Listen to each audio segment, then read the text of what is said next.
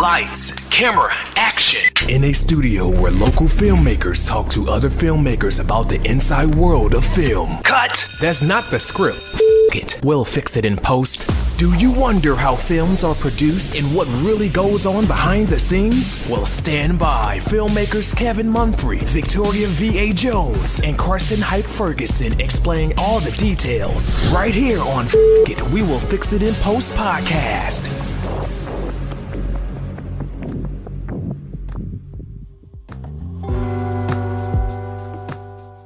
Over here. Like, well, most of the time we don't have the in studio guest, and then we'll have to do that in the future. But I don't know. It's expensive though. Yeah, the cameras like, because we set them up every single time, and this is not our normal setup. And then we were thinking, oh well, we had to pull away from the wall, and then had to deal with all that stuff. It's like, Kevin, you gotta a man bag. That's what it's called, man. immerse. Man bag, goddamn. Immerse. That's what I said. Time out, man. Why you gotta blame It's a manny pack. my man's literally just doing his job. Living my life. And in the moment he stood up, I just noticed it. This ain't none of your business. hey, you were the dude on the front lines that they're like, hey, Murph, look and see if they coming. And then you get shot and they're like, okay, they coming. They coming. Yeah, they coming. Yeah. Just stay in For the this trench. bag, it was worth it. I just noticed it. Okay, I just noticed it, and I was like, okay. Yeah, they gave me this for free, and I was like, oh, no, I'm not keeping this. And then I was like, I can put so much shit in here. So Look, Kevin's like, it's very practical. it's so practical. I have this at work and everything. Is exactly what you? It is what it is. Mind your business. Don't worry about it. It's a man purse. Look, Purses be on your shoulders. look. It's on my waist. We came back from Germany, and I was in middle school, and we were still wearing the fanny packs. Right. And I remember this girl made fun of me. I took it, I slung it like this, and I ain't never worn one since. Never even thought about it, man. I was like, man, I hurt my feelings, man. She's like, oh, look at that. And she was snatching my dreams out the air too. And I was like, oh.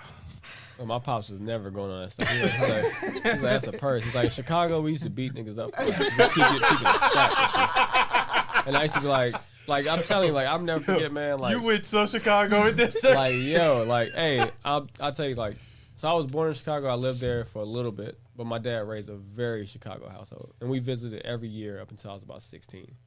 Oh man. And so, but he didn't never play that country stuff. If he heard country words, we had push-ups. If he saw us doing country things, he corrected us. Dang. And then not only did he correct us, but we would have like a full conversation. Then we ended up playing chess, and then we ended up watching football. And then when you want to get up and pee, you got to come right back. Like that's the stuff that's Dude, I'm tired of your daddy already. Like, Wow. man. All right, y'all ready? Yeah, I'm ready. Oh shit! All right, good here. You had the shot. All right, we will begin in 3, 2, 1. Good morning, good afternoon, and good evening. Whenever you're listening, I thank you for doing so. I am Kevin Mumphrey, and this is Fuck It, We'll Fix It in Post. I'm here with my colleagues Victoria V.A. Jones. What's going on? And Carson Hype Ferguson. Yeah. Today we have our first in-studio guest. I'm gonna just clap because I don't want to hit the applause button. Oh yeah, don't hit none of Because those. I don't know exactly what the button is, so I don't want to make it awkward because it could be babies crying if I hit it. But Hey, it'll be fitting. so we have the co-owner of No Flash Co., Jay Norman. How are you doing today? I'm doing good, man. How about yourself?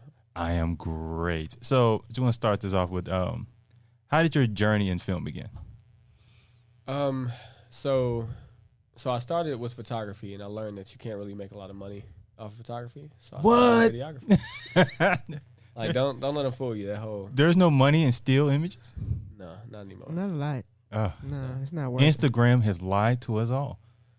It may have been money in still images before Casey Neistat made it too easy to vlog.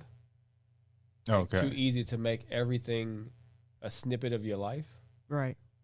You know what I'm saying? Just think about it. Like before vlogging was a big thing, no one really cared about video as far as like on a microscopic level. So to the consumer, they were like, oh, I'll just take a picture of it. Okay. Let's take a picture of it. And then Casey was like, yeah, you don't need anything but your phone and blah, blah, blah. And everybody wants to see what you do every day. We don't. We really do. But they show it But somehow it's making money for some people. for a lot of people. Well, I mean, but you got to go a different route to get the money, though. It's like it's not just the thing; it's like a conduit to something else. Right. Like most musical artists don't make money off the music. It's just like to get you in the ecosystem. So wait, the jewelry and the most of that stuff's fake. The fake jewelry and the fake money. fake or, jewelry. or rented. Well, it'd be Right. it'd be rented. So it's like they go to Icebox, or they go to certain places, and they're I thought he Yeah, said Ice trending. Spice. That's my no, not her. like. Wait, where are we going with this? But they go to these places. They have custom pieces made for them that can be broken down anyway, and then they get to say, like, I got this from Icebox, and Icebox is like, yeah, we made that. This artist is popping, and we put jewelry on everybody that's on the come up. Right. So when you end up on the come up, you come holler at us. Enough sacrificial lambs, and they start making buku money because then people just come to them. Hey, them payment plans, man. That's where the real money is. Exactly. Yeah. Hey, you get somebody on the hook for like about 182 payments. Put it on a card. I can't imagine. This is why I can't be a rapper, because I can't imagine having a car payment and a jewelry payment. No, you go in and put the whole money down for the car. You ain't gonna have no car pay for the payment. car. Yeah. So we keep the car, but not the jewelry. Well, no, you pay for it, and it's instant equity almost because you own it is one flex, because it's probably a dope car, it's another flex, and because you never gonna drive it or have time to mess with it because they normally have like such a busy lifestyle, then eventually it gets sold for either more because it's Post Malone's Bugatti. You know what I'm saying? So that means it's 500,000 more because it's Post Malone's Bugatti. You know what I'm saying? Yeah, So, that is the only drove it. way I've ever heard a car gain value once you buy it. No, like if you get classic cars, like classic muscle cars, Well, and all yeah, that yeah. stuff, Yeah. and it'd be the most regular car to factory specs ever, and it'd be worth more than all them dunks and all that other stuff. Right. Yep. Yeah, a lot of times like you devalue the car putting rims on it. Yeah, my girl, yeah. my girl loves classic Mustangs, and if you come into a lot of money, you buy a Mustang for let's say $5,000. It's messed up though. You have it fully restored. It's now worth 80. Just by restoring it. Yeah, I mean, because you're not gonna find anything like it anymore. Right. And you got to think of the nostalgia. Like everybody makes the market. The nostalgia of it is the fact that a lot of them cats, when they was coming up, that was a dream car, and they never had the money. Yeah, And when they get the money, they go in and get the car. That's the first thing they go get. They go get Facts. something that they wanted their whole life, and they go and they get it and they keep it. facts. Yeah, But I want to bring back to the rappers though, because a lot of them dudes be leasing them cars, like the one cat that leased it for his girlfriend, and then it got repossessed. Oh yeah. Actually, there's like about 2 cats I can think of right now. I mean, that's a hell of a way to break up with someone, though. I'd be like, hey, Hey, it wasn't meant to be. wasn't meant for you to. yeah. I mean, I'm not your type anymore. So that car ain't neither. the car's being picked up right now as we speak. But I'm not even mad about being repossessed. yeah. But just to answer the question, like the only reason one of the main reasons I started filmmaking was because people loved the photos that I was doing, but we were shifting. When I got into it, it was at the shift of reels, shorts, and stuff like that. And so people were like, "So we love your pictures, but do you do any video?" And I'm like, "With a 5D Mark III." I'm like, "No." Like I don't, and I don't care to. And they're like, "Oh man, sucks. I had a $1,500 budget for a video." And I'm like, as a matter of fact, I do. No. You No, know, it's I fine. changed my mind. Since know you what I'm mentioned it, I actually. Since we brought it up, I mean, I'll be back in a minute. So, so how long were you doing for photography? So I bought my first camera in 2007, and it's kind of been like on and off for a long time. I shot cars the majority of my life, and I was a kid sitting and reading like DuPont Registry, Modified Mag, Super Street, Honda Tuning, while my mom was at Kroger. And so I always, we didn't never have a lot of money. We were never poor, but we never had we were just never just balling. We had all the newest game consoles. We had a decent sized TV, all the basic stuff. But it was never like, I never had J's on my feet all the time. I never had super dope clothes. So we were modest. We had money in the areas that mattered. And in the areas that my father wanted to teach me, like it doesn't matter what you're wearing. It doesn't matter what your shoes and stuff like that. You got to invest in yourself and your brain and blah, blah, blah. So I just lost track of what I was saying. But Happens all the time. Yeah. But pretty much, what was the question? It was pretty much when I start. Yeah. So what I was asking is to basically ask, so the kind of converting from to photo to video. Oh yeah. So with your time for doing photography, did it make it kind of a seamless transition? Yeah, I feel like if you're good at photography, then you should be pretty good at videography because it's all the same fundamentals. You know, you Right. have either iris or aperture, shutter speed or shutter angle, and then you have ISO, which kind of doesn't change. You have, you know, focal lengths and things of that nature, but you know, if you can do photography, you can do videography. You just have to. It's a different level of vision, I guess you have to say, because I personally think it's an easier transition because, you know, you're taking one frame versus many versus if you went the other way, then you're going from many frames to one. And that's probably one of the main reasons why I don't like to do photography. I like to play around, but I don't take any clients or anything like that because I'm like, You don't want the pressure of it? I can make it up in many frames. yeah. Because, like, you know, start out editing, but I can't make it up if it's just one picture. Like, what if I don't get the right shot? And I'm just like, and I'll be in my head too much. I know how I am. So. Yeah, so I don't know. To me, it was easier. To me, it's I feel like taking photos is way easier than video, and it's primarily because of the editing section. But when I started photography, it was a 2 gigabyte SD card with a Nikon D40. So I had 45 pictures that I could shoot. You know what I'm saying? So Yeah. Right. whatever was going to happen needed to happen in 45 pictures at 2 frames a second. You know what I'm saying? Like, pretty much, I'm just saying, like, I had made many mistakes, missed many shots. But over that course of time with that equipment, I learned how to wait for that shot and be ready for that shot. So now with technology, I think my 1DX Mark III shoots 20 frames a second. I don't miss anything anymore. You can't miss anything anymore because it's just the technology is there. But doing video, you have to have a concept. You have to have the right equipment, the right lighting. You have to have somewhat of a story, and then you have to edit it together. And you have to color grade it. You have to make sure the audio is good. You have to find a sound or music that fits the mood or whatever you're trying to tell, like whatever you're trying to portray to who's watching. Now that's filmmaking. If you're talking about social media stuff, then you have to find whatever's trending and whatever's happening right now and then shoot it that exact same way. And if you have enough information about filmmaking, then you can do it. It doesn't matter what someone else does. You can normally make a replica of it as long as you have the proper equipment.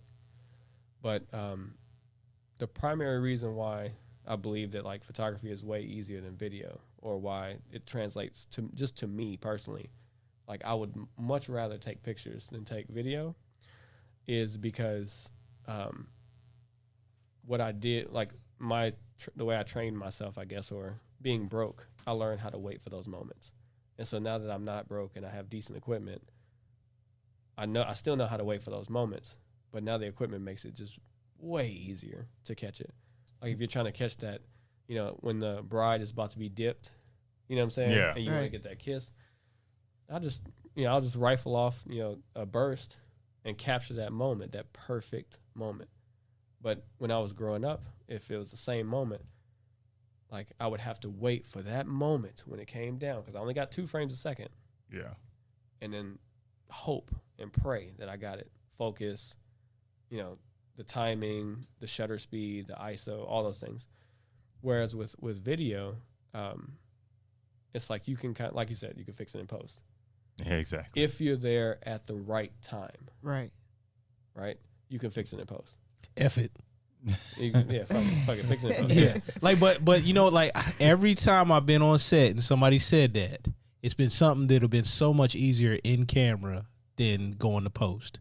And sometimes you forget though. Yeah, no, I got you there, but like I'm talking about the lazy moments where like, I just don't want to do it right now. Oh. And I've been like, look, it's gonna take us like 5 minutes to get this. Let's just do it. Oh no.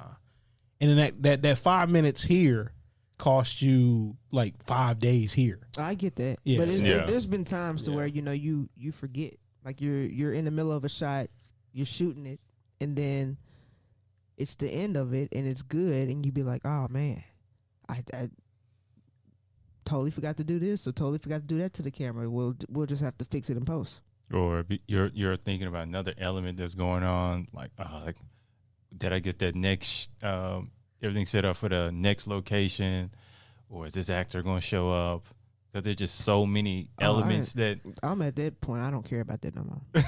Hey, and we talked about it before we started recording about the like shooting in clubs.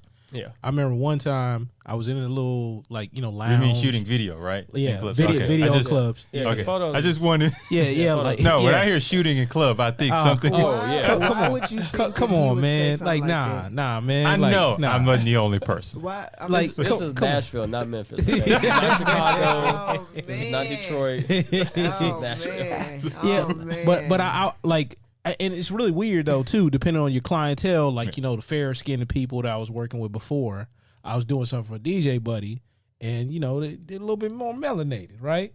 And then don't ever trust anybody that tells you that doesn't know video about lighting.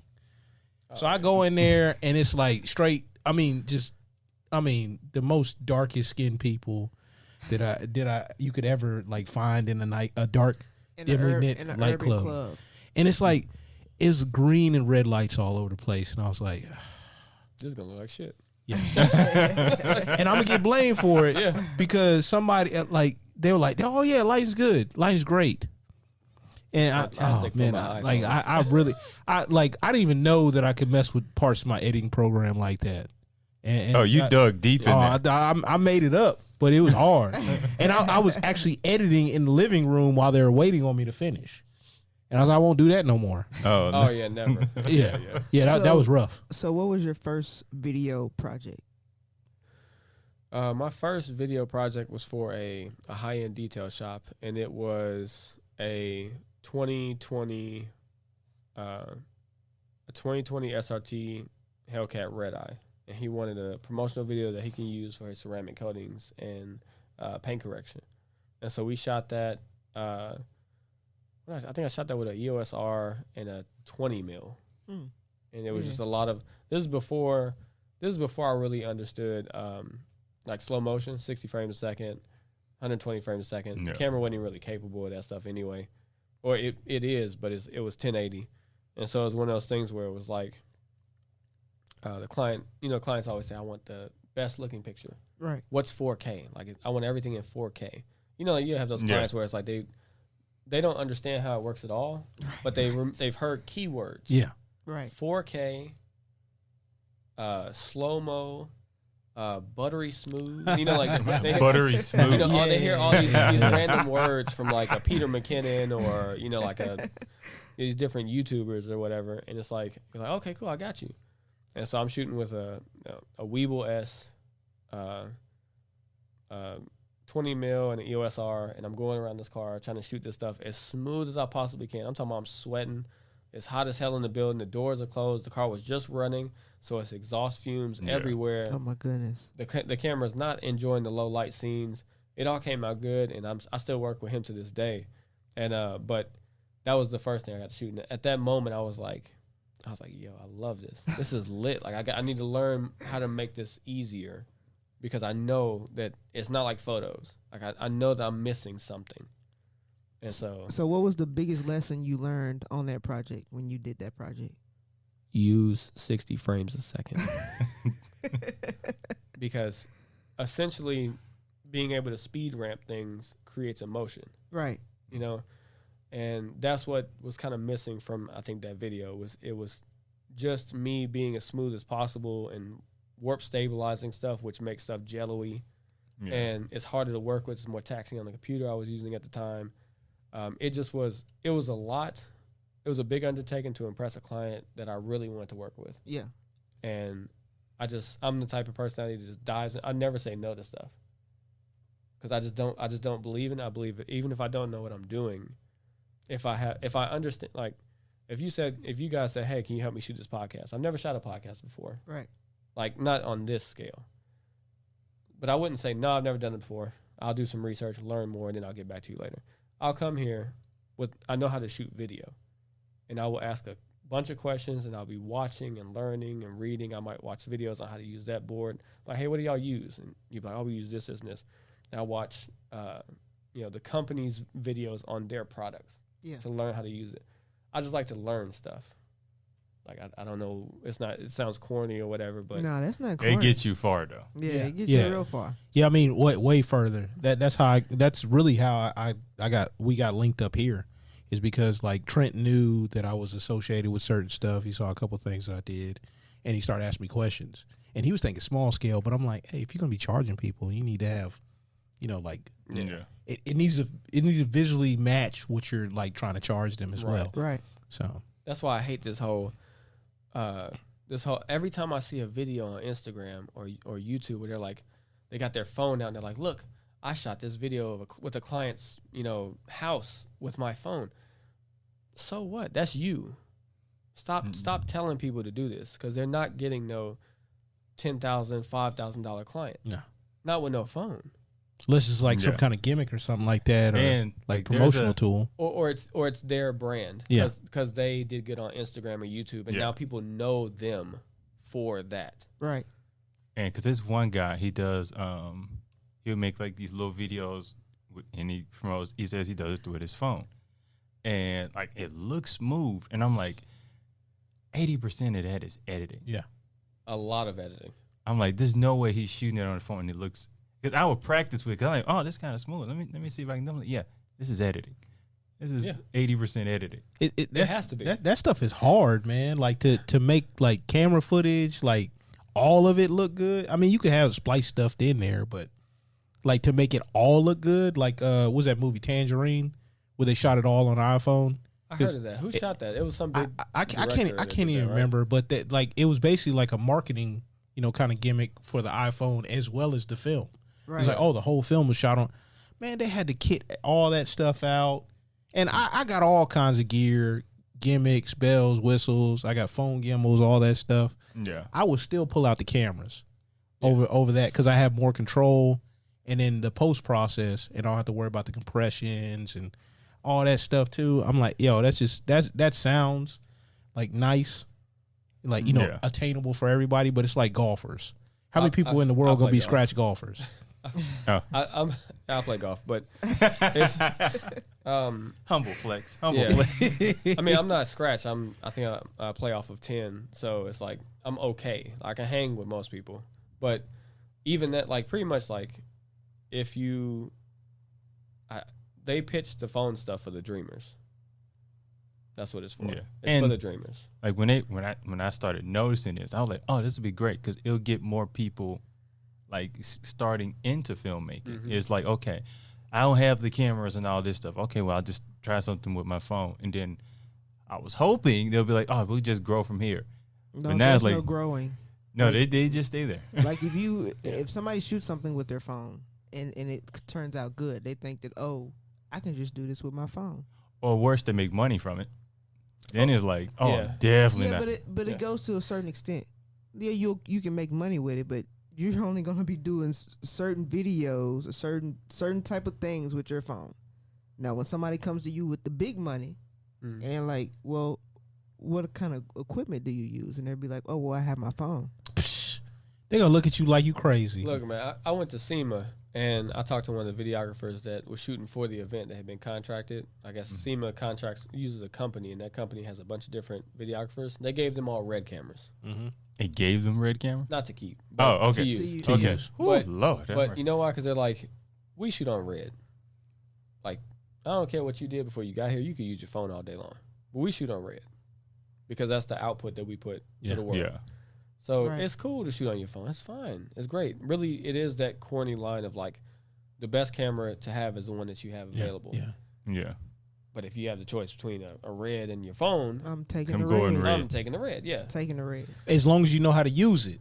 Oh, I'll figure it out. No, because I'll figure it. That thing will be a brick if you like, because there's a lot of tricks to it now. I mean, that's cool, but if you know how to use a camera, you can learn how to use a red. I got you there, but like there's some people out there, they buy these expensive cameras don't learn the camera itself. They may know some tricks of the trade, but you just got to know the tricks of the camera too on how to maximize that camera for your eye. Hey, but I'm okay with that because when they sell it used for a great price, that's where I come. That's That's what I'm talking exactly about. what I was hey, thinking. No, that's what I'm talking about right there. Like for real. Yeah. I'm surprised you haven't gotten that deal yet. What are you talking about? All my deals are that. Yeah. I was Oh, like, no. I got 2 new cameras. That you don't know about, okay? Oh yeah. You Like- don't know like- about All my deals like that. Yeah, too. all my deals like that. I got 2 new cameras that out of you- all the you stuff don't that I know got. about. Oh, I'm certain. Okay. I I'm feel like just I only saying. know like 30% of the cameras he has. I know the stuff that he does not use. Okay. Yeah. Yeah. Well, I think I showed you the Excel spreadsheet. yeah. I'm trying. Yeah, to I knew there's- you was having a spreadsheet. I need Haven't to do that, man. There's certain things I need to do that he has bought and he's told me about, Mm-hmm. and he hasn't used them. you showed me 1 or 2 things No, it's things more, that Well, I like- no, it's just he'll more show than me 1 or 2. once and I've never seen it again. Well, like the probe lens or even the stuff that I'm supposed to be doing a car What, video the for a Laowa? buddy of mine. Yeah. Oh, Yeah. nice. Like we're in here one day, like doing some test shots for a mock-up commercial we're gonna do, and like the car stuff, the peripheral to put on the car itself. Go to PPF. It's used in conjunction with the that gimbal. Which one is it? The Tilta Hydra. Yeah. The Tilter Hydra system. Yeah, that thing is lit. It's nice. It's way better than me being out the back of the truck. I'm trying to tell you. I've been on the top of a car shooting a music video. The person was driving and I was sitting on the trunk of the car, and they had to go real slow while I was doing this right here. Yeah. It's not fun. It's Just not think. fun. Like So when in you the see someone in the future, doing it, get a van. You use a van. What are you doing on the trunk? Well, that's all the only thing I had at the moment. So I had to use what I had to use. You know what I'm saying? Nobody had a van. So, you know. Hey, so we need an insurance sponsor for those very moments right there. because this has been a great spot to put an insurance commercial in. Yeah. Heck yeah. Because it looks fun when you see it on I camera. didn't fall off. No. So, hey, But kudos to the driver, Clarence. Kudos to you. kudos to you for living through that. Man. Because 'Cause, I'm telling you, I've been in the back of the car with a harness on and been scared sometimes, depending on how fast we had to stop or how fast they accept. Some people don't get it. Some people just be like, they just be driving. But Yeah. that's creepy. And Yeah. you're looking at the ground and you're doing 60 and it's like, Oh yeah. Oh, yeah. man, like I will, like if I stood up from that, I would be missing a lot of skin. Oh, my goodness. Because 60 don't feel fast when you're driving. Not But at all. seeing like, oh, okay, this ain't gonna work. I ride motorcycles and I know Oh, anything over 30 can Yeah. kill you. Oh, I mean, under that too, but legitimately, like if you fall off of something doing 50 miles an hour and you don't know how to roll or you don't have the right equipment on, man, Yeah. Oh yeah. You Ah, get yeah. messed up. man, good luck. now you've done weddings, right? I've done some weddings. I've got another one coming up soon as far as videos related. I've shot like about 5 weddings. So now, do you enjoy the experience of shooting weddings? 'Cause I love weddings, bro. I now, love weddings. what is it about shooting weddings that you love? Photography of weddings. Oh, okay. Yeah. The video of weddings has been it's ultra stressful because of like I've only been a part of the shooting of weddings. I'm shooting one on the 12th. But when you're a part of it, there are so many moving pieces. And it's all has to do with people more than anything. Yeah. We need to get this person here. We need to get this person there. This person needs to be dressed. You know, this person's sick. They're not feeling too good. We got to reschedule for that. All right, we're losing sunlight. Where is this person at? Oh, your makeup's not good. Like it's all kind of weird stuff happens in those moments when you're talking about those videos you watch and it's like this dream, beautiful, Right, venue and Yeah. vehicle and location. That is stressful. Yeah. Oh yes. That's stressful. And then if you don't get the right moment or something like that, you know what I'm saying, or if you miss the right moment when it comes to video, that's It's a big over. thing. Over. It's OV. Like if you're on the side of a hill, the wind is blowing, sun is setting, you got leaves going on the side, and for some reason it's not in focus, and you shot it 3 times and each time it's like hunting or something like that, or you didn't use manual. You know what I mean? Like if there's anything wrong, Right. and the couple is waiting for that moment. Yeah. Yeah. It was magical to them. Mm-hmm. They'll never forget that. But the only place they'll ever see it again is in their head. Yep. Right. Because right. you might not be able to salvage it. So That was depressing, but No, I mean, you're absolutely right. No, but it's the truth, especially like on a video stuff. Like, say if you have an issue with the not the choreographer, who's the event planner.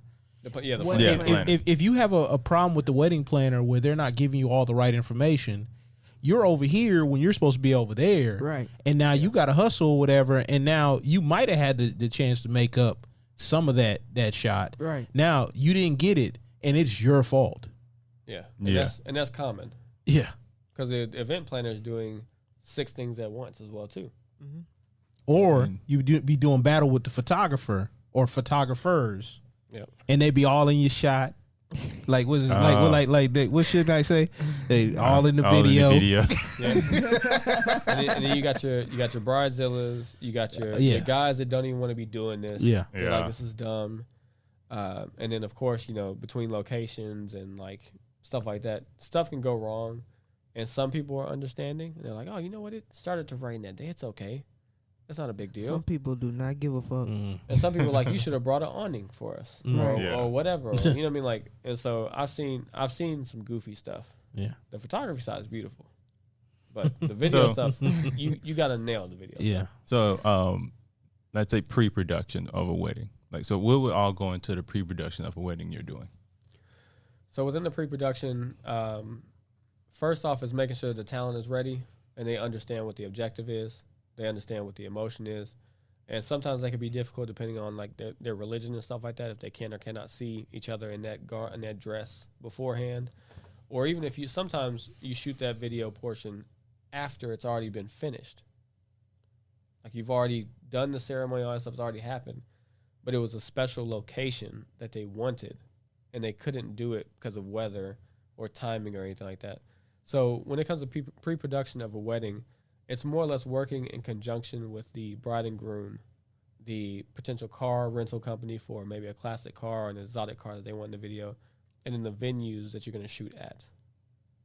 So, and then if you need a permit to shoot at a specific park or things of that nature.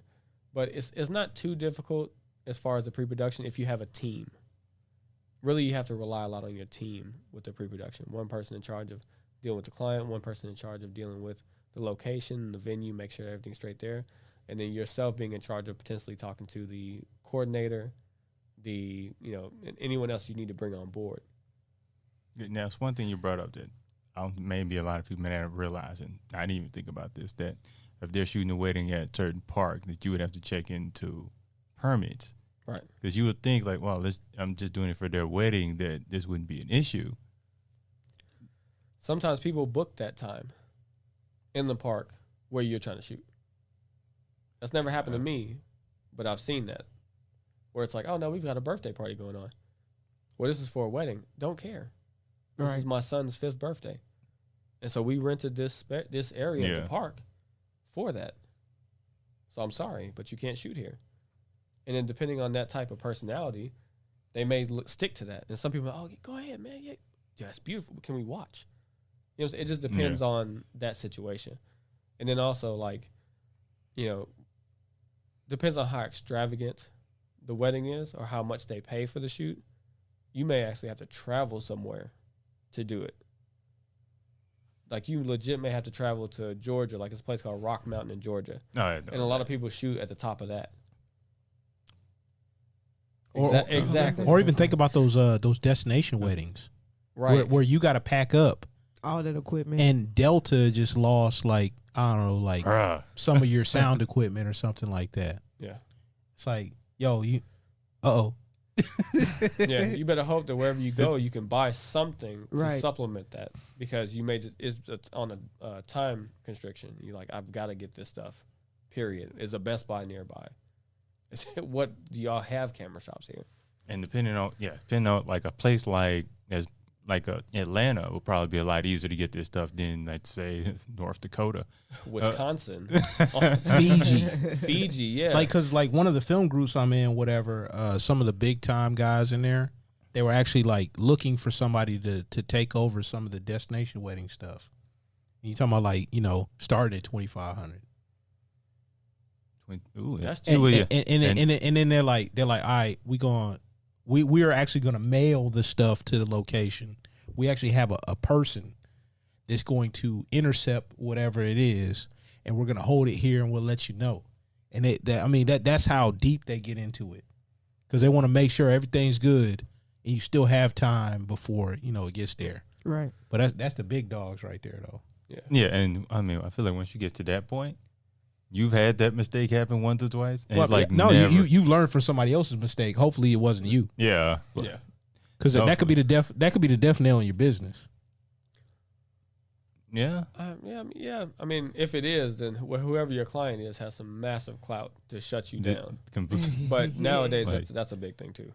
But if you think about it though, like one person saying like something really, really bad or egregious on, like social media, that could be enough for word of mouth for it to like take off, and it might not even be like something legitimate. Really, it may just be like, oh, they're like a bridezilla or something. Yeah.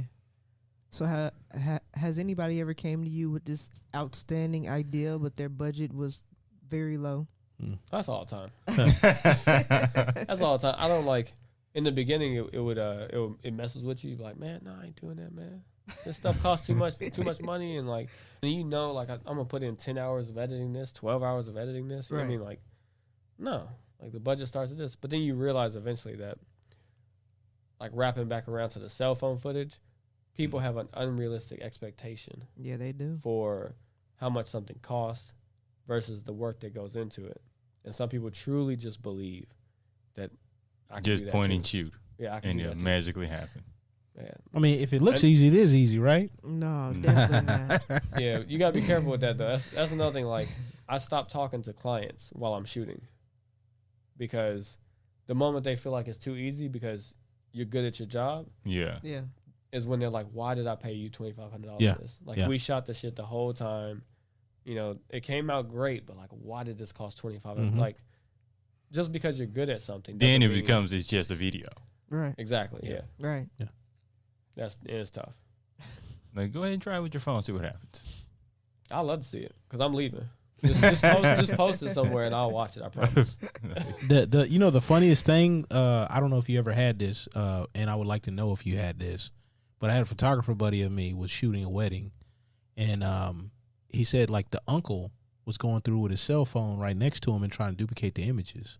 Yeah. And he's like, yo, like I actually had to go to the groom and be like, yo, like this is really like kind of messing me up.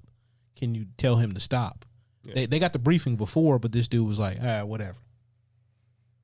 Well, I'm a very like live and let live person. Like, I'm gonna be honest, like, it takes a lot. Anybody that knows me, anybody that is watching this that knows me, they know like it takes a lot to bother me. And so to me, it happens all the time. People coming up beside you. I hate it the most when, whether it's video or photo, when someone wants to take a picture or shoot a video of your framing while you're shooting it. Oh, yeah. That's the worst. You ain't never had that happen where it's like, all right, everybody, we're going to come in here, and on 3, we're all going to jump, and like for a wedding, we're all going to jump and, say congratulations or whatever it is. And then 2 people come with their cell phones like, okay, but I want to do it one time for me, and then one time for, like, okay, yeah, ma'am, I'm doing my job. Like, Right. I need you, like, if when I walk away and begin to like regather my stuff, you can shoot it again all you want. But And I need imagine at a wedding that happens a lot. Yeah, and then you gotta think the reason it's frustrating is because everyone's supposed to be looking at you. Yeah. But children and people who don't know what's happening, they're looking at Whoever they connect with. and then they're like the people at the wedding, the bride and groom are like, oh, my grandmother was looking. Where was she looking? She was looking at your uncle Yeah. and his iPhone Right. 6. Like, she was like, that's what was happening. I asked him to leave, but he just stood there and looked at me. So I left it be. One of the funniest things is I was doing a wedding video wise for a family member, and they had posted that, hey, no photos, videos for anybody else. Smart. And like they're trying. I have one of those, like, big dollar video camera Yeah. in my hand, and they're trying to hand me their cell phone to take a picture. Oh, man. And I'm like, no, man. no. And then I'm like, no. You're in front of the wall that the photographer, you can't even take a picture because the photographer is still busy right there. No. Let the photographer take the picture. They're paying money to the photographer. Let him take the picture. Right. I don't care that you want to post it on Facebook right now. No. Do this. And they're like, oh, you can't take a picture? Like, no. No. I'm doing video. I'm not taking no pictures. And sometimes you got like a flow cam on you and everything with a ready rig above your head, and you've got a big 7-inch monitor here, and like you're holding this rig, and they're like, "Can you take a video?" And you're like,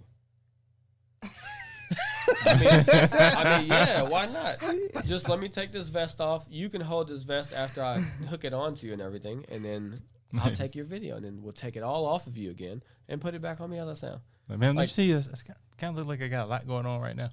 Kind of busy. You got a gimbal in your hand. You know what I'm saying? Like it's just, but it's just that thing nowadays where, you got to be nice to everybody when they're paying you. Right. Yeah. Which is crap, but you know, like that's what it's portrayed as.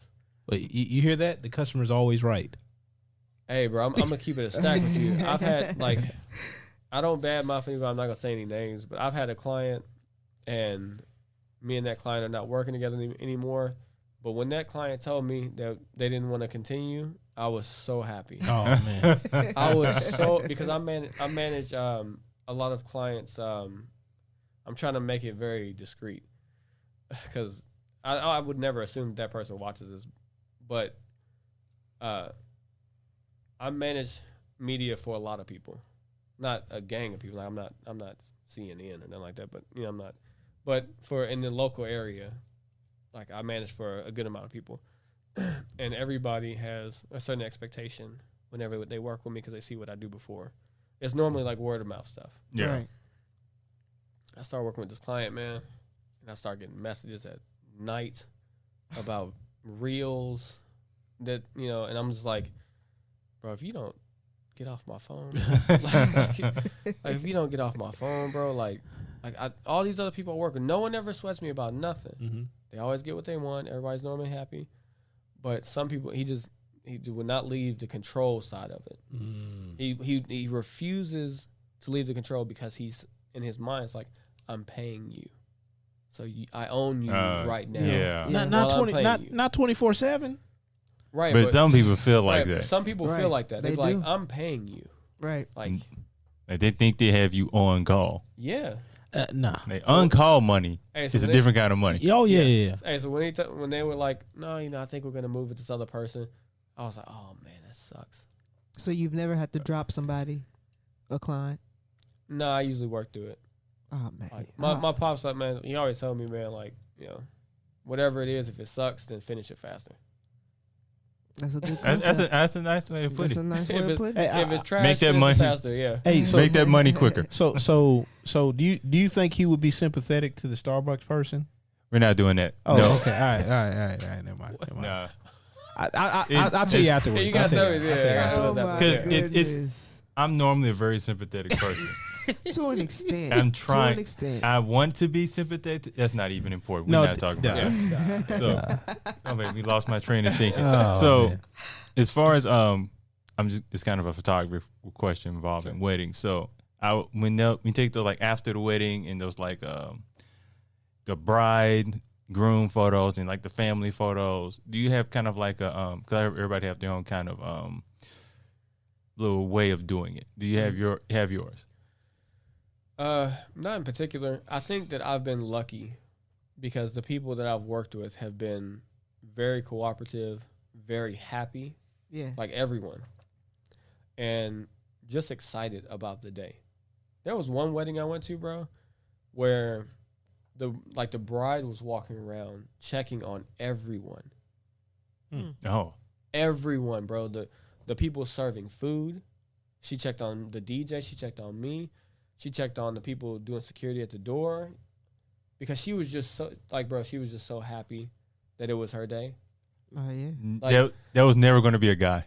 There's never gonna be a guy in this situation. No. That The husband happy? was chill. He was chill, but Chill, but she just had that bubbly, happy personality. Okay. You know what I'm saying? And then the next wedding I did was they were younger. They were in their mid-20s, and they were like best friends. So everything that we did with them, they were like goofing around, shooting the shit, dapping each other up, wrestling and shit. I'm like, Now imagine for great. like video and everything. That's like you can get a lot of great shots Yeah. out of something. it like was that. awesome. Yeah. Yeah. But that's what I've gotten lucky because I remember there's one story that was circulating for a while of a photographer that I think he had been there for like 8 hours shooting, hadn't eaten or done anything. And when it was fun, everybody finally sat down to eat. There was really no pictures to take at that moment. They told him, "Don't touch the food." Oh wow. Mm. I mean, if you Google it, like photographer scraps job because he couldn't eat at the event, it was huge. It was everywhere, I think I've heard this. I have heard that one. I have And- heard that one. bro. But I've been lucky to not be at those types of weddings. So lucky. Every time I go, like, "Oh, did you eat?" I'm like, I'm working right now. And she's like, "Oh, put that down. Go get something to eat." Because they're just happy that it's their day. So I don't even want to be bothered, honestly, with the other wedding types. I went to a workshop filled with people who did photography and video for weddings, and most of their stories were not like yours.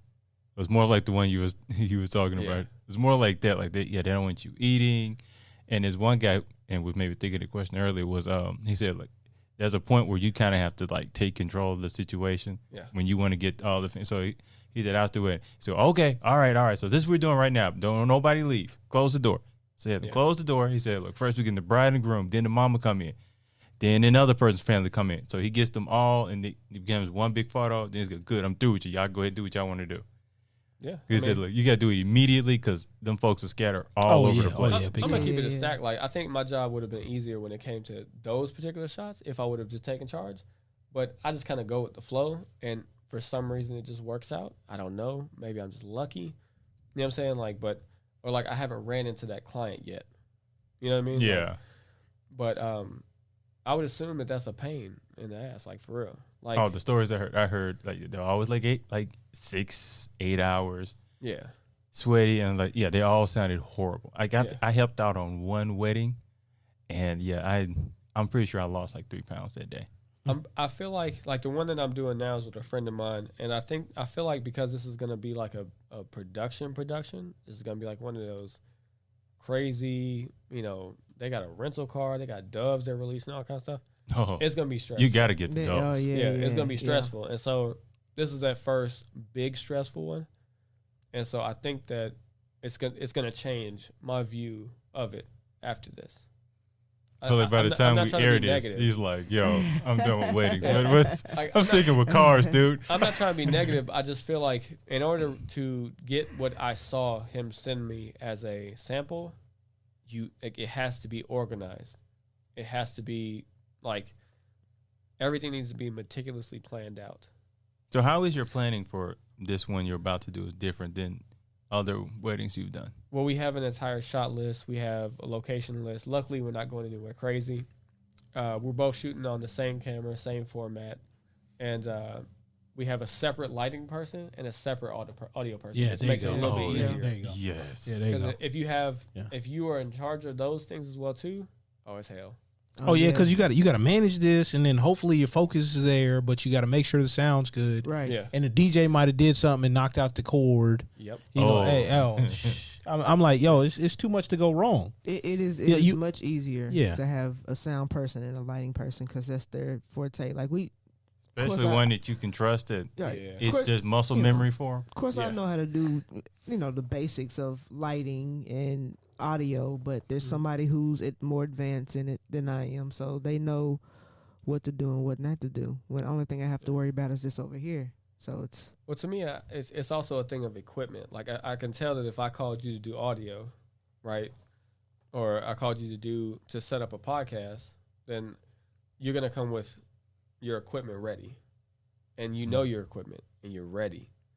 If you come with an Airy Sky panel and different soft boxes and C stands, and you have all your lighting equipment ready, and that's your that's your thing. You and the DP can get together, look at the frame and what you all are picturing and imagining, and light it together. They're doing their own thing.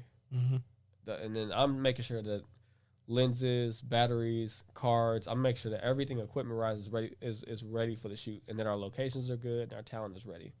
The audio guys, he has all of his equipment. He normally has like a big sling, and he's holding it, and he has like six or 8 channels of audio. And then he's linked in with the DJ already. He's also linked in with the sound that's at the church and stuff like that. But when those things are, you don't even have to worry about them.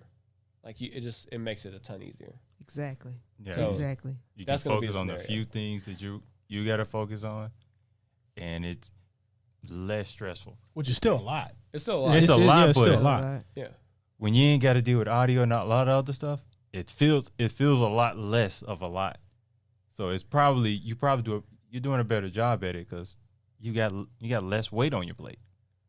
Like I can distribute this stuff out. Yeah. So That's the biggest thing. It's like, it should be pretty good because the load is distributed. So I'm excited to be a part of it and see all the moving pieces. But I'm gonna be really interested on how, because we're not editing it either. It's going to, like, he's gonna be editing it with another guy. And so this is really distributed. So I'm super happy. Oh yeah. I just go shoot.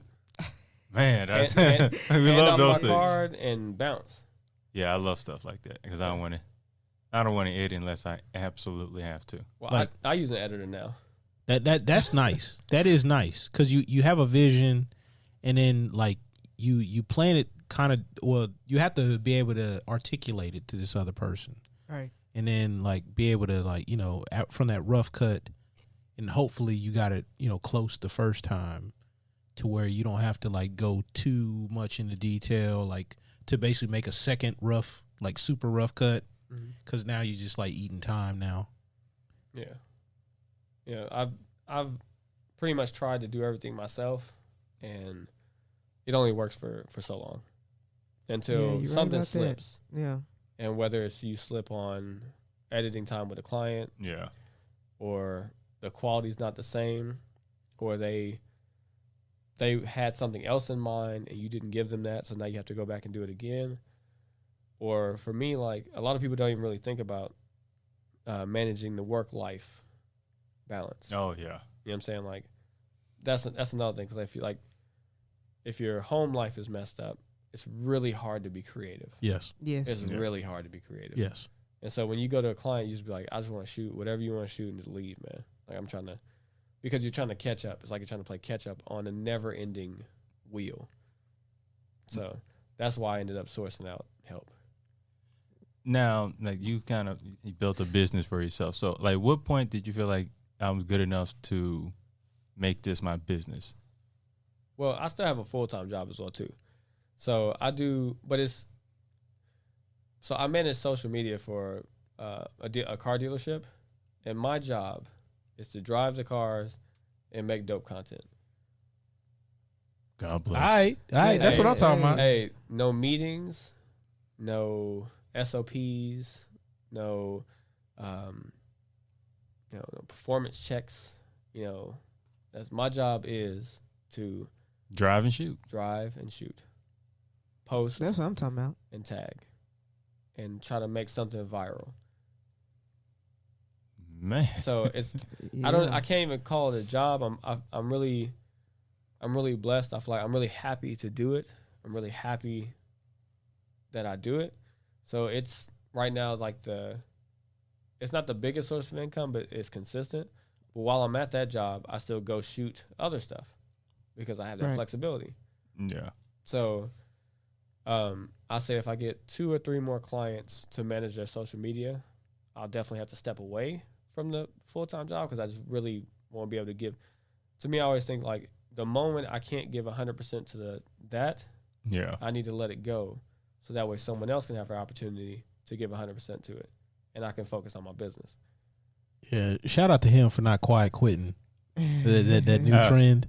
Oh, that is a Basi- thing. Basically, where you do nothing at the job that's paying you the most. yeah. That's wild, Yeah, no. man. I'm like, yo, if it's that bad, just step away. Just quit, man. 'Cause Yeah. someone else would love that job. Yeah. Right. Right. Oh, a lot of Somehow, people. some way. Oh no, you'd be surprised. The guy before me, no offense to him, but if you're not a car guy, it's a different vibe. Yeah. It's just a job.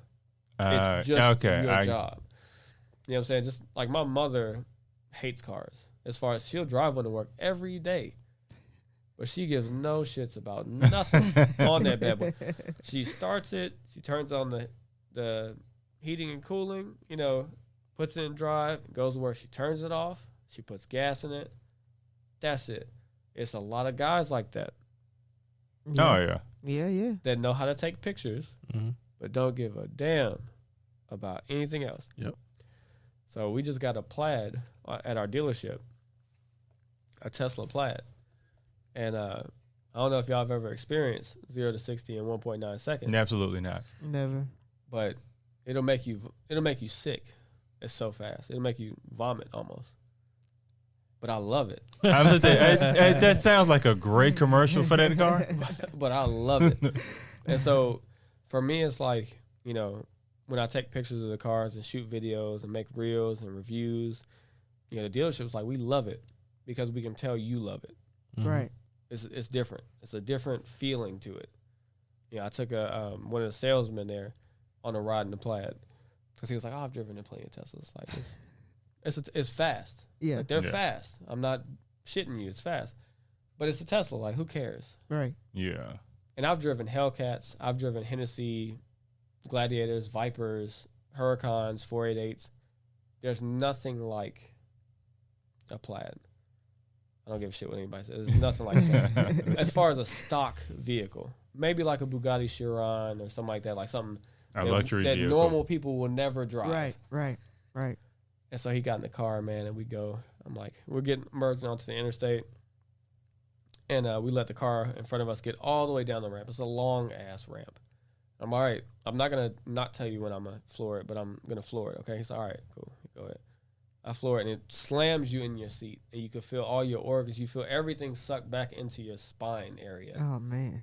And look, afterwards, he just laughs, and he's like, "Oh my god, oh my god! Like, can we do it one more time?" And so on interstate, we're doing 65, and I swear, man, when you hit the gas, we were up to 100 like that. I mean, like that. My anxiety would go nuts. So, some people do have a bad experience though. Like, what is it? I know somebody I used to work with. He got a what's the motorcycle? The Hayabusa. Oh yeah, Busa. He got a Hayabusa, and he's like he's not a big man, so he's a little bit light. And he said like he hit it, and then he could feel himself like almost like he was getting raising lighter. up, yeah. And then he's like, I had to feel it this way. He slowed down, and he's like, I mean, just had a panic attack. Yeah. And then like got rid of the bike the next day. That would have been me. And he rode sports bikes a lot, but he's like, yo, that was just too much. I don't trust myself with that. Yeah, so I rode I think it was a 2016 CBR 1000 RR, the Fireblade. It was like fast as hell, track bike, launch control, ABS, shit I'd never seen on a bike. Ooh. Right, we're on the interstate. Well, I'm on the interstate on the bike. It's a friend of mine let me borrow. He's a barber. And he was like, just be careful because it's just be fast. careful. Like famous last words. It's fast. And I'm like, so I get on the interstate, I'm doing 65. It's cold as hell. Like it's like the middle of November, but it was cold as hell. And a Camaro pulled up beside me and he like kind of pulled off. Probably got to about 100. And this is in fifth gear. I dropped from 6th to 5th gear. And when I tell you, like, it scared me. Like I had rode on plenty of different bikes, but it scared me how fast it picked up. And I realized, like, this is how you die on a bike. Yeah. You get too comfortable on something like this, and then one day you come around a turn wrong or whatever it is, and you're gone. The last thing you remember is seeing maybe the sky, and then the concrete, and then something else, and then it's over. I mean, like, where 65 North, where it like splits, like past Trinity Lane. Yeah. Like anytime it gets a little warm, man, and people start acting up on the bikes, where it starts like opening up to like the 4, 5, 6 lanes. Yeah. and I'm like, man, a couple times like somebody almost took off my mirror, and I'm in my SUV, and I'm like, man, please don't crash. Yeah, they do. Please don't crash. It's on purpose. And I'm like, but one that's dude, good to know. One dude I saw, I don't know how he stayed up. Yeah, I was like, man, please don't crash, because like I don't have nowhere to go. I'm probably gonna run this guy over. Like if he falls down, because it's so congested right here, like he's gonna get ran over by me or the car next to me. And I'm like, please don't fall down. Like this dude, like he gets like weird angle, and it's like shuddering. Yeah, and I'm like, man, that's bad. Like when the front wheels start shuddering, and you're going that fast. It's called tank slapping. Tank slapping. Yeah, okay. So the bar, the bars are like this, and you're leaned over. Yeah. Whenever the front wheel loses that control, it slaps the tank, the gas tank. It's called tank slapping. The main thing you have to do is just hold on, and not freak out. You have to hold on and tense up, because eventually it'll stop slapping and it'll go back to straight as long as you're going. But the moment you try to correct or overcorrect, that's how you flip it. Yeah. So whenever you tank slap, it's like it's scary, bro. Let me just tell you, it's scary. Oh, it sounds very much so. Oh yeah. Because you don't have control at that point. No, you're going in whatever direction, and it's just slapping back and forth. And when I mean like it's happening so fast, like you can barely tell how fast it's going, but it's like, and then eventually it'll smooth out, but you just have to keep riding it out. That's why I want to ride bikes. It's an experience, though. You should try it. I've done it You should once. give it a shot one day. My grandfather rides bikes. He has like a whole motorcycle club and everything. So I rode with him once. Completely skipped this side of the family. I'm like, nah, I'm good. Nah, just be like Meek Mill, man. Ride your dirt bike. Nope. He took L's all that year. Oh man. Yeah, Man. my brother-in-law had a bike, man, a yellow CBR when I was 16, and we rode on the back of it. And I think he was trying to scare me, but I like going fast. I like racing. And we were booking it, man, through traffic and everything. And we get off the bike, and he's like, "Oh, so what'd you think?" I'm like, "That was awesome."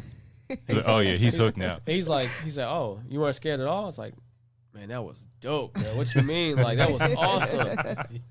And that was the moment for me. And my dad rode bikes, so he would always tell me about it. You know what I'm saying? Like riding dirt bikes and 250s and cafe racers in Chicago. I had to know what it was. I got a bike still now, but I just don't ride it that much anymore. I don't have no time. So Hey, booked Find and time to ride booked it and again. busy. yeah. Now, as we wrap this up, I wanted to just ask you a final question. Why do you love what you do? I love what I do because of. It's hard to explain. I love what I do because I've always dreamed about doing it. I wouldn't say it's one particular reason. It's not like because I love the equipment or because I love the people.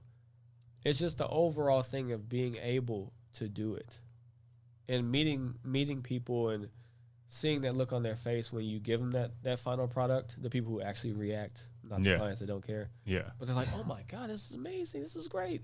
After you just spent 10 hours editing and you don't even really care for it because you're like, damn, I wish I would have. I just would have did this, or maybe a little slow-mo of this would have been like a little bit better, or I should have graded this a little bit better. We destroy ourselves Right. over our work. And someone else looks at it and goes, man, that's the dopest shit ever. I can't wait. Like one of the dudes I do, that owns a detail shop, I make the most simple video just to get it out for his media. It looks good. It's not bad, but it's easy to do.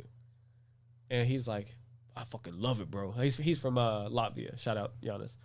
He's from Latvia. And he's like, I fucking love it, bro. It's so dope, bro. It's so dope, bro. Bro, we gotta do some more stuff, bro.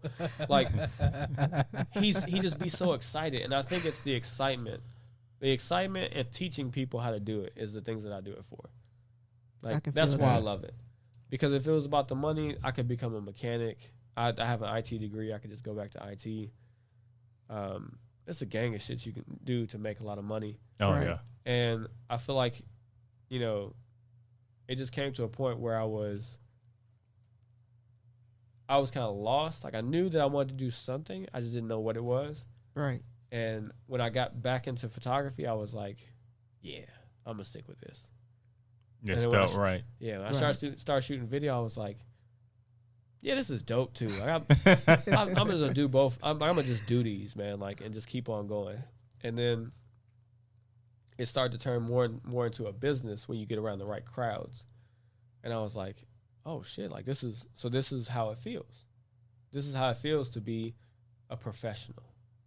You know what I'm saying? Yeah. Like you can work for a big company, right? And you could be a HR associate, and people ask you at dinner, "Well, what are you?" I work in HR. So, are you a professional at HR? Kinda. Me and my 20 other desk mates are. You know what I'm saying? Like, right. Yeah. but it's not Right. many people that do what we do Right. with the intent of doing it because you just love doing it. Mm-hmm. So many people chase clout nowadays that I don't really meet many people that are like, yo, I love just shooting video. I love just taking pictures. I just love just doing it. Yeah. They- Kudos to that. I think that I would have hit that, but I don't know where the applause is. I mean, you can So, try. You want to try? You want to I try? hit the baby crying. Do we have a baby crying? I don't know. You still. No. Okay, that's all right. Hey, it fit. Oh my goodness. The yellow one. Everybody in the comments is like, shut up, it's for the money. You know you do it for the money. Let's try to see. There we go. Yeah, I hit the. There we go. Man, you tripping, man. You tripping. There we go.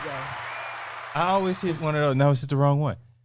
We really got to put like some stickers on these or something. Or you can just memorize It's time it. for Nah, that ain't gonna happen. But what's the dynamo? The dyno. I got it at the house. I got Oh I got yeah, a the bunch little of thing. I know what yeah, you're talking about. I got a bunch of Rode mic goes and stuff like that. Yeah. And I had to label them. Yeah. I had no I choice mean, but to label we them. can do that. You know what I'm saying? We should. I think it was like $20 at Walmart. Well, Come they on, got bro. the little cards or whatever. Like we can do a grease pen if you really need to do that. But I just it's need, on the computer, I just need too. like the ones that don't hit. or when we're doing our sound check, Kevin could press Just the hit button. Right. button. And Yeah, just yeah. figure out which one. You know, is which, just throwing that out there. Or keep, So, keep the happy ones near you and the bad ones away from you. So we're going to end it on here. Thank you for taking time out of your day to speak with us. Hey, I appreciate it, y'all. I've been Thank sweating you. and shit in this bitch. Hey, listen. I'm like, Do we? I don't know why, but I've This- been it, it does kind of feels like you're being investigated a bit, but where's the? not really. It I don't know. I feel that. Nah, man. I brought home plenty of bad report cards. Oh. That's an investigation. Right? Oh, we're talking on another level. No, It's a whole nother level there. But once again, I am Kevin Mumford with my colleagues Victoria V.A. Jones, What's going on? Karsten Height Ferguson. Yeah. And that is a wrap. Man, they really stop. That was funny. Y'all. Oh yeah. gonna stop yeah, this that over was here. awesome. Yeah, that was good. That was a good interview. Great. Thank you. you. It was so fun. much. Nah, man. Anytime, y'all. Anytime, it was fun. Oh, hey. Don't threaten us with a good time. We may do It go. was You good, man. Especially if something crazy happens. Oh, so we'll probably have